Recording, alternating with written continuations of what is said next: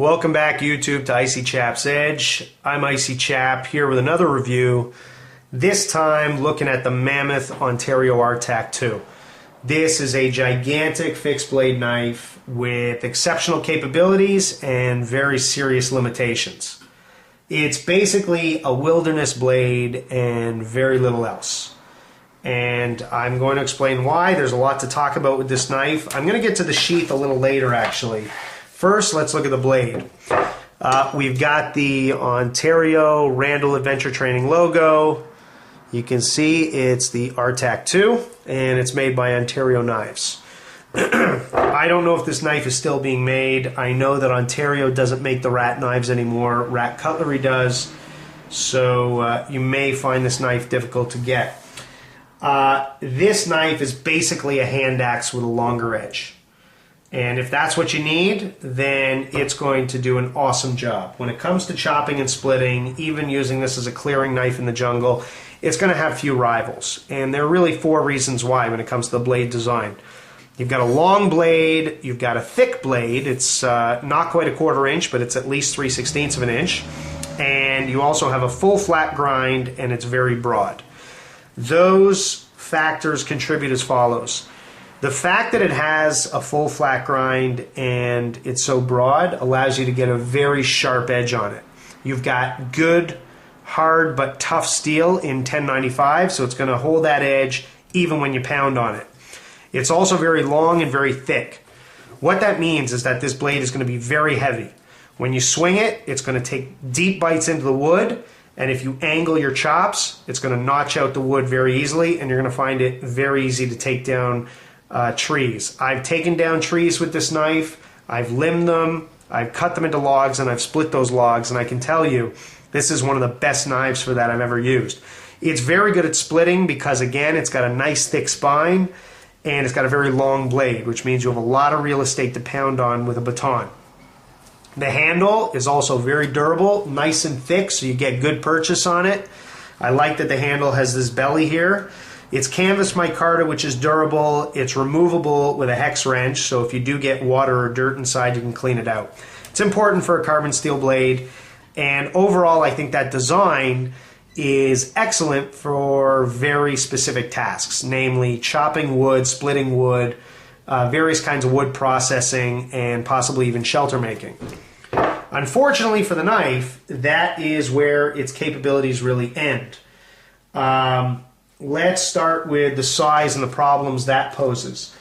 We have very poor control of this knife, especially in the latter third and the tip. You can't really choke up on it. You've got a choil, but you've got no jimping, so you don't have a lot of control. The knife is not nimble.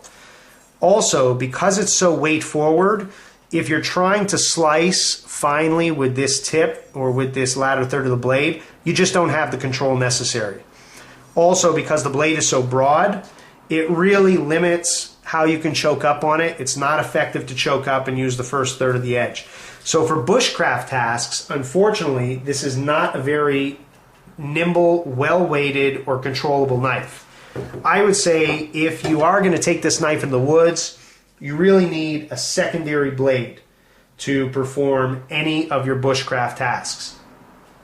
Also, in the handle, you've got this exposed metal, which for chopping and batoning is not great because you're going to feel the vibrations all the way up the blade.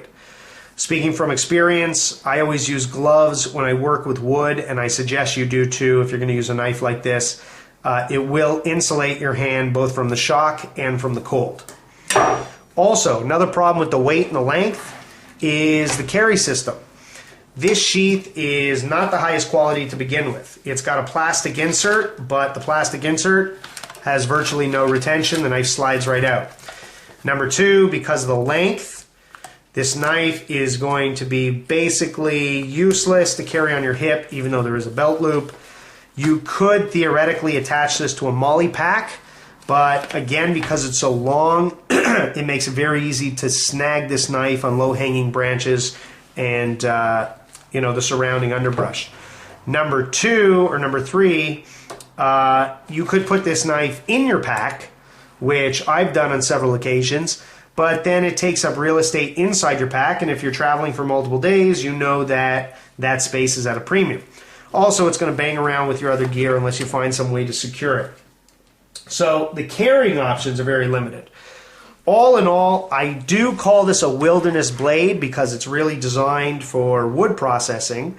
It's basically, like I said before, like a longer hand axe, and for those tasks, it excels.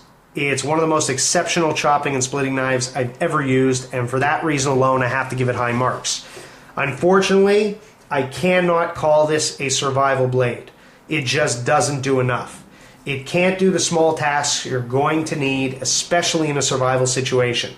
So if you are bringing this knife with you, great, enjoy it, use it, but bring another knife with you as well.